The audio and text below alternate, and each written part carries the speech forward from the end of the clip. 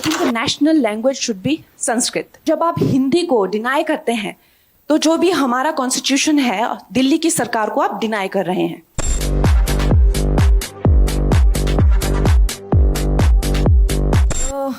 There is no, अगर आप चाहते हैं कि आपको मैं एक डायरेक्ट आंसर दे दूं, there is no direct answer to this, जबकि आप मेरी स्टेटमेंट से निकाल लेंगे एक डायरेक्ट आंसर खुद ही। But if you can give me 2 minutes then I can give you my thoughts on this subject. You know, तो हमारा जो भी हमारा सिस्टम है, सोसाइटी है, उसमें of course we are a country of lot of diversity और languages and cultures, you know, and हर एक का एक जन्म सिद्ध अधिकार है कि वो अपने, चाहे मैं पहाड़ी हूँ, मैं अपने कल्चर पे, अपनी लैंग्वेज पे गर्व महसूस करूँ।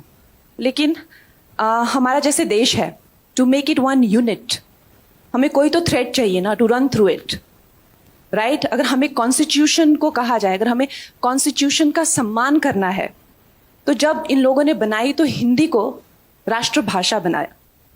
अब जब आप कहते हैं कि मुझे as Tamil is actually older than Hindi, लेकिन उससे भी ओल्डर है संस्कृत। अगर आप मुझसे मेरा बयान पूछना चाहते हैं तो I think the national language should be Sanskrit, क्योंकि कन्नड़ा से तमिल से लेके गुजराती से लेके हिंदी सब उसी की से आई हुई हैं।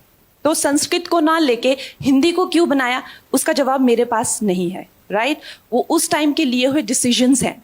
लेकिन जब खालिस्तान की मांग होती है, जो वो कहते हैं कि हम हिंदी को नहीं मानते हैं, तो जब युवाओं को भटकाया जाता है, it's not about that, they are denying the constitution. You understand that?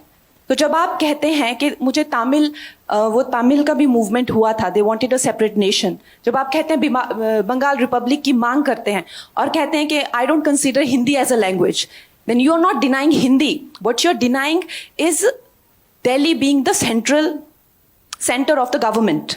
Understand? So इस चीज के बहुत ज्यादा लेयर्स हैं।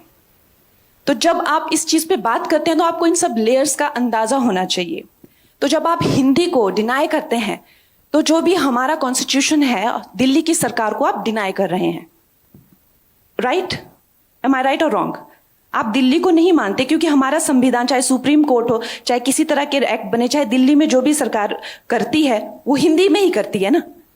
अगर आप चाहे देश भी घूमते हैं, चाहे बाहर भी जाते हैं, जर्मन हो गई या स्पेनिश हो गए, फ्रेंच हो गए, they are very proud about their language. लेकिन no matter how dark the colonial history is, fortunately or unfortunately, English has become that link. Today, even within the country, we're using English as the link to communicate. Should that be the link, or should Hindi or Sanskrit be that link? Or Tamil? We have to decide that. We have to take that call.